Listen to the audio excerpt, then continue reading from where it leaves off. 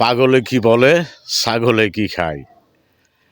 বাংলাদেশে এনসিপির নেতা নতুন দল গঠন করেছে, নাসিরউদ্দিন পাটোয়ারি নাকি।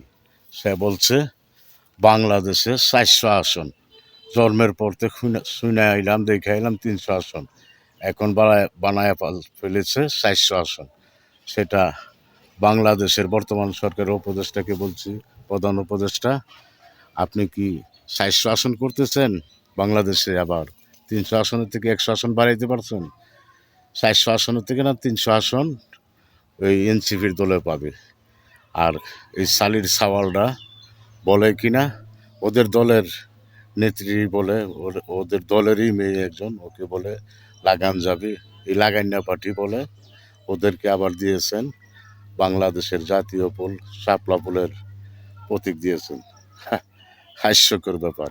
এইসব করে দেশের মধ্যে একটা বিশৃঙ্খলা সৃষ্টি করতেছেন।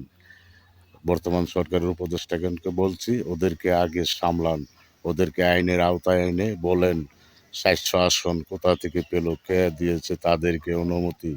তা না হলে বাংলার জনগণ ওদেরকে এমন ধোলাই দিবে, বাপের নাম বদলাইয়া দিবে। এই সালির সাওয়াল বলতে দেশটার মধ্যে বিশৃঙ্খলা সৃষ্টি করতেছে।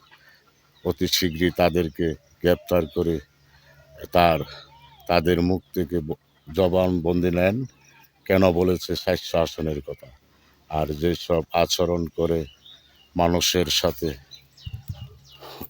এইসব আচরণ কেন করে সেটা তাদের কাছ থেকে জবাব নেন।